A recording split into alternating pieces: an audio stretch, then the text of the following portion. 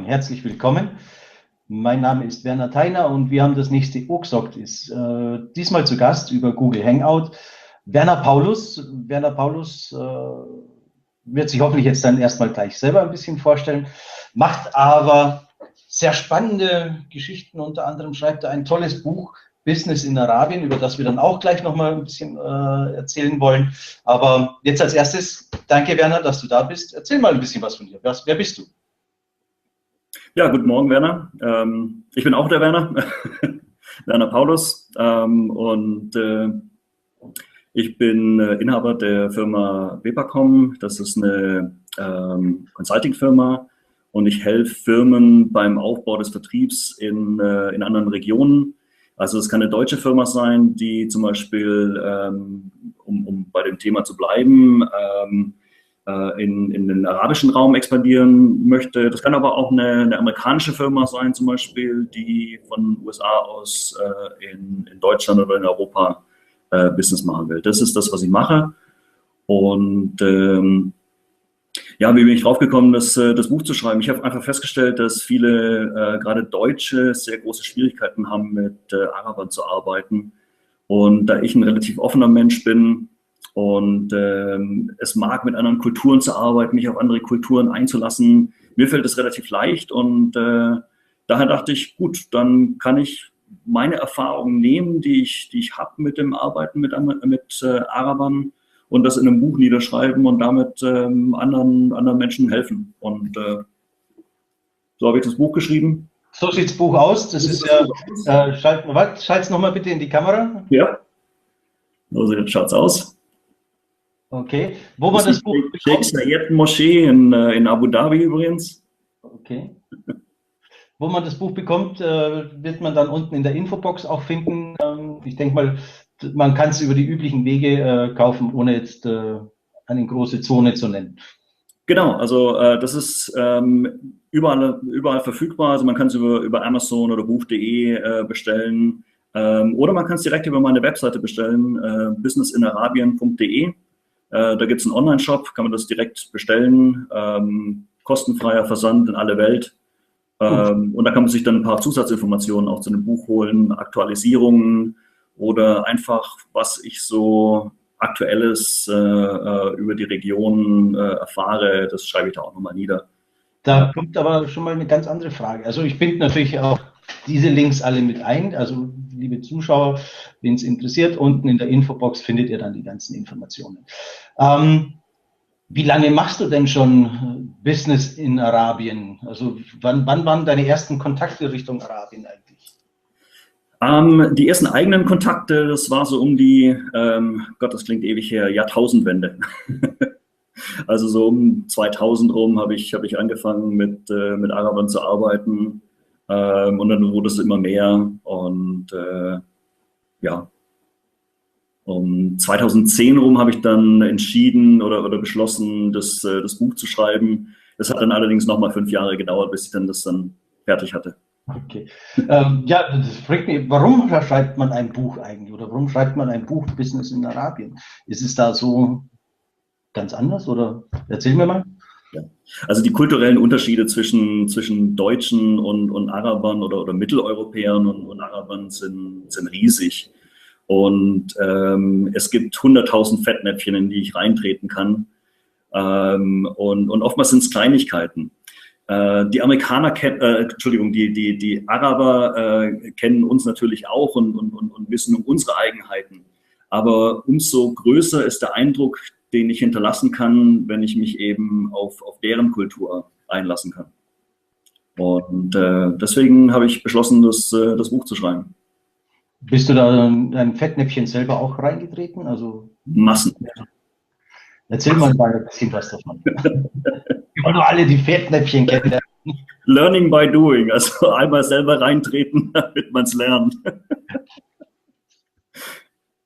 Nee, aber ich bin ja eben ein Typ, der da offen ist, der merkt, ups, ich bin hier in ein Fettnäpfchen reingetreten und der dann auch fragt und sagt, warum ist das ein Fettnäpfchen? Warum macht ihr das so anders als wir? Und die Araber sind eigentlich relativ offen und man kann die das fragen. Und die sind da, es freut die, wenn sie darüber Auskunft geben dürfen. Okay. Aber wenn wir jetzt, ich sage mal bei uns in Deutschland, wir rufen bei jemanden an, der sagt dann immer, schwafel nicht so lang, sondern sag mir lieber gleich, was los ist. Ich glaube mal zu wissen, so funktioniert es nicht, oder? Beim Araber genau das Gegenteil, schwafellang. Also am besten auch nicht anrufen. Anrufen ist okay, das schadet auf jeden Fall nicht. Aber um wirklich eine Beziehung mit dem Kunden aufbauen zu können, ist es wirklich unerlässlich, dahin zu gehen, sich mit dem persönlich zu treffen. Und zwar immer und immer wieder. Man muss wirklich sehr, sehr viel Zeit mitbringen. Also die Araber haben ein völlig anderes Verständnis von Zeit, als wir das haben. Es gibt ein schönes arabisches Sprichwort, das lautet: Gras wächst nicht schneller, wenn man daran zieht. Und das sagt vieles aus, glaube ich. Definitiv, definitiv. Ja. Was ist jetzt zum Beispiel wichtig? Muss ich mich, wenn ich jetzt einen Kundentermin in Arabien vorbereite, ich fliege rüber, komme dort an, was sind so die ersten Dinge, die ich beim Begrüßen zum Beispiel berücksichtigen muss? Gibt es da überhaupt was? Ja, gerade beim Begrüßen. Man muss dran denken, die linke Hand ist die dreckige Hand. Das heißt, immer die rechte Hand benutzen zur Begrüßung, zur Übergabe der Visitenkarten. Und das sollte man durchaus vorher auch mal üben, weil man übergibt nicht nur eine Visitenkarte, man nimmt oftmals zur gleichen Zeit auch die andere Visitenkarte entgegen. Und das mit einer Hand zu tun, das ist gar nicht so einfach, wie man denkt. Okay. Kann man bei dir dann einen Online-Kurs besuchen, wie übernehme ich Visitenkarten vernünftig? Ja, einen Online-Kurs habe ich dazu nicht, aber es ist eine gute Idee. Vielleicht mache ich das mal. Vielleicht mache ich das auch so mit Videoaufnahmen und vielleicht können wir das mal zusammen machen. Ja, Uxoct ist Live-Training sozusagen. Ja, genau. Spannende Alternative. Nee, einfach mit einem Freund oder mit der Frau oder sonst irgendwas einfach mal ausprobieren, irgendwie linke Hand auf den Rücken und dann versuchen, sich zu begrüßen und Visitenkarten auszutauschen. Ohne dass man die linke Hand nach vorne nimmt. Und das ist gar nicht so einfach, wie man sich das vorstellt. Ja, aber wenn ich jetzt zum Beispiel dann in einem Meeting bin, läuft es dann auch so ab, viel PowerPoints und Uga, ich bin der Größte, ich bin der Beste? Ich bin der Größte, ich bin der Beste, kann man durchaus machen. Vielleicht nicht unbedingt mit PowerPoint. Wenn man PowerPoint benutzt, lieber Fotos als Text benutzen. Einfach eine bildhafte Sprache benutzen. Und nicht gleich mit der PowerPoint-Präsentation anfangen, sondern man setzt sich mit dem Kunden zusammen, man trinkt einen Tee, man unterhält sich über alles Mögliche, man unterhält sich über die Familie, man unterhält sich, was er am Wochenende gemacht hat. Vielleicht versucht man irgendwie rauszufinden, was er für Hobbys hat, ob er zum Beispiel die Falkenjagd liebt. Muss dazu wissen, Fußball ist jetzt nicht unbedingt so der Sport, der so ganz beliebt ist im arabischen Raum. Das ist also weniger ein gutes Thema. Einfach mal versuchen rauszufinden, wo die Interessen liegen und dann einfach über die Interessen sprechen. Gar nicht so sehr über die eigene Firma oder über die Produkte, kennenlernen. Geschäfte werden unter Freunden gemacht. Das heißt, wenn ich nicht der Freund des anderen bin, mache ich auch keine Geschäfte. Das ist also ganz anders wirklich, als es in Deutschland ist, wo man sagt, man versucht, das Private und das Berufliche zu trennen. Im arabischen Raum genau das Gegenteil. Ich versuche es unter einen Hut zu bringen. Das heißt, ich gewinne die Freundschaft des anderen und dann kann ich Geschäfte machen. Und zwar, das ist das Interessante daran, da kann ich wirklich alle möglichen Geschäfte machen. Da kann ich Geschäfte mit dem machen, von denen ich überhaupt nichts verstehe. Um da mal ein Beispiel zu geben, ich bin ja hauptsächlich in der IT-Industrie eigentlich zu Hause. Mich hat mal ein Freund angerufen und hat gesagt, Werner, ich brauche Rindfleisch. Und zwar 1000 Tonnen im Monat. Und ich habe gesagt, tut mir leid, ich habe keine Ahnung von Fleisch. Ich weiß nicht, wo ich hingehen soll, um Fleisch zu kriegen. Wenn ich Fleisch will, dann gehe ich zum Metzger um die Ecke, aber der hat keine 1000 Tonnen vorrätig. Und Und das Witzige an der Sache war, dass ich 3 Tage später einen Fleischgroßhändler kennengelernt habe und tatsächlich dann helfen konnte bei dem Deal. Also da spielt der Zufall natürlich auch oftmals mit. Aber das zeigt so ein bisschen. Ich habe keine Ahnung von Fleisch und trotzdem, er vertraut mir, ich bin sein Freund. Er sagt mir, Werner, wenn du Fleisch kriegen kannst für mich, dann bitte hilf mir. Das bringt mich auch gleich zu meiner nächsten Frage. Du hast es ja jetzt gerade, glaube ich, so ein bisschen ins Spiel gebracht auch. Du bist jetzt nicht branchengebunden. Also wir sind ja alles IT-People oder Nerds oder wie man uns auch immer nennen will.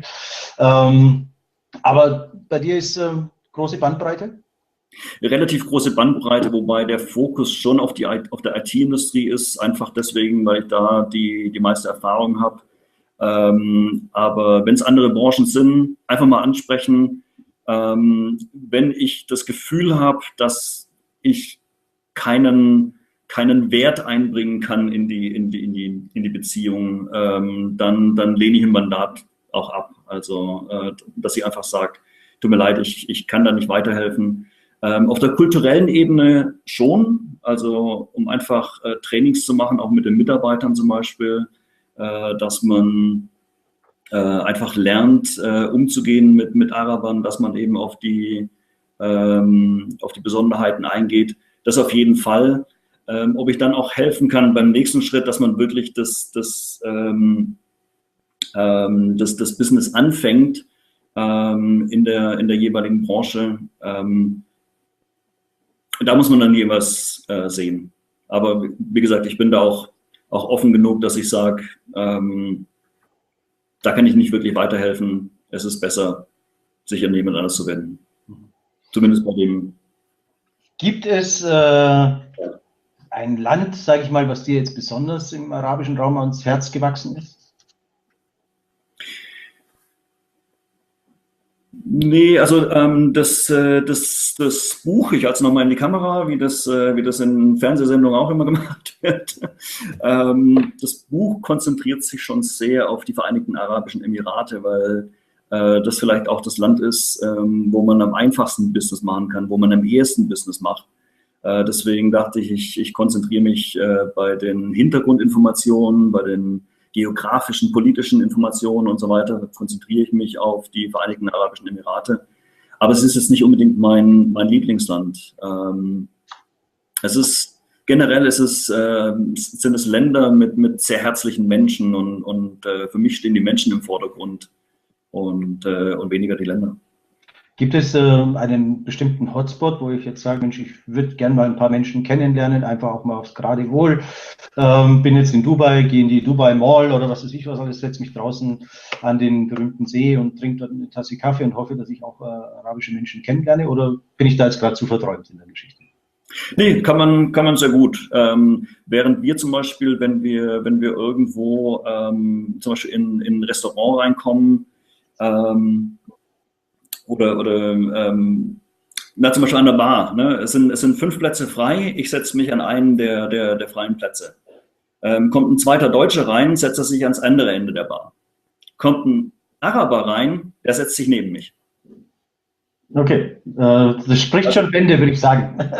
Es ist, wenn man selbst offen ist es relativ einfach, mit den Leuten in Kontakt zu kommen. Und solange man freundlich ist, kann man die ansprechen auf so Sachen wie, darf ich ein Foto von Ihnen machen, weil er in der traditionellen Kleidung ist und man davon einfach ein Foto haben möchte und so weiter und so fort. Man kann das machen, einfach fragen. Möglicherweise sagt er auch nein. Passiert selten, da muss man auch wieder ein bisschen aufpassen, auch wieder so eine kulturelle Geschichte. Es wird selten nein gesagt, aber durch die Blume vielleicht schon. Wenn jemand zum Beispiel sagt, ja, aber, dann kann das auch Nein bedeuten. Mhm. Ähnlich wie bei meiner Frau dann sozusagen. Ja, genau. Erstmal Ja sagen und dann wird aber sehr schwierig. Sehr cool. Ja, wir sind schon wieder am Ende unserer Zeit sozusagen. Ui, das geht schnell. Das geht wahnsinnig schnell. Ich bedanke mich. Wenn wir mehr von dir wissen wollen, würde ich dich ganz herzlich mal zu einem Oaksoft ist live einladen. Wir machen ja einmal im Monat hier in München die Münchner Frühstücksrunde. Zu Gast bei Alfons Schubeck am Platzl, gibt es Weißwurstfrühstück und Stories dazu. Also wenn du mal Zeit, Lust und Laune hast, lade ich dich dazu ein. Wir werden das natürlich auch unseren Zuhörern auch gerne promoten und dass man dich auch mal live sehen kann, dir auch direkt fragen kann. In der Zwischenzeit rate ich jeden, wenn du nochmal das Buch in die Kamera hältst, ich habe gerade Gegenlicht. So Business in Arabien. Kauft es, lest es liest sich auch wunderbar. Also ich bin noch nicht hundertprozentig durch. Ich habe jetzt, glaube ich, bin auf der Seite, Moment, 143 angelangt. Ja, die Hälfte hast du schon. Ne? Die Hälfte hast du schon, das sind 300 mit Anhang und Index sind es, glaube ich, irgendwie so um die 350 Seiten. Viele Informationen drin. Und du näherst dich jetzt auch den Teil, wo es nicht ganz so trocken ist, wo nicht so viele Informationen kommen, sondern wo die Geschichten kommen. Ja, auf die Geschichten freue ich mich am meisten. Ja. Vielleicht reden wir, wie gesagt, live. Oaksoft ist für die Münchner Frühstücksrunde jeden ersten Freitag im Monat, wenn nicht ein Feiertag ist natürlich, beim Alfons Schubeck. Und ja, wir freuen uns, von dir gehört zu haben. Ganz herzlichen Dank für die Geschichten und die Informationen, die ich von dir bekommen habe. Und Oaksoft ist live mit dir. Vielleicht noch in diesem Jahr. Müssen wir mal schauen. Je nachdem, wann bist du wieder in Arabien? Meine Schlussfrage und dann ist es gut.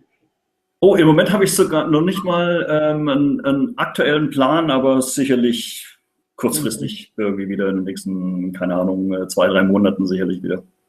Cool. Ja, dann genieße es. Jetzt wird es zu heiß da drüben wieder. Ne? Also da ist es besser, wir fahren wieder im September, Oktober. Ja, stimmt schon, aber und das ist auch das Schwierige, weil auch wenn es heiß ist, man geht trotzdem mit dem Anzug hin und mit dem langärmlichen Hemd und so weiter und eben nicht in den Shorts. Steht auch in meinem Buch drin übrigens, weil Shorts trägt der Araber wann? Wenn er ins Bett geht. Das heißt, wenn wir mit Shorts rumlaufen dort, dann sagt er, mein Gott, warum rennt der Typ im Schlafanzug rum? Gut zu wissen, okay, ich bin der Shortträger in Dubai, aber nur, wenn ich Urlaub mache. Alles klar, ich bedanke mich ganz herzlich, freue mich auf ein baldiges Wiedersehen, Wiederhören, gerne auch zu all unseren anderen Live-Events über eco.de oder wz-n.de. Wenn man dich erreichen will, die Links sind auch dann unten in der Box sozusagen hinterlegt über deine Webseite, schätze ich mal. Genau, über Xing, über LinkedIn und bitte ein paar Zeilen dazu schreiben, was ich nicht mag, ist, wenn ich Einladungen kriege, ich möchte dich oder ich möchte Sie gerne zu meinem beruflichen Netzwerk hinzufügen oder irgendwie sowas. Einfach kurz, ich interessiere mich für das Buch, ich interessiere mich für den Hintergrund und so weiter und so fort. 2 Zeilen, es muss keine lange Story sein, aber einfach, dass ich merke, okay, da hat sich jemand damit beschäftigt. Cool, alles klar, mache ich. Okay. Ich freue mich, danke, wir sehen uns wieder. Oaksoft ist Oaksoft ist nächste Woche, glaube ich, ist der nächste Termin dann wieder dran. Werner Paulus, Business in Arabien. Danke für das Buch. Bitteschön.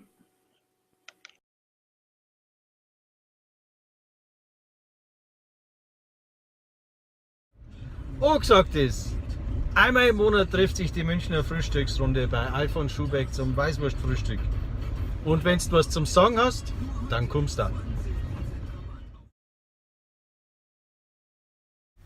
Holla die Rüti, holla die Ro.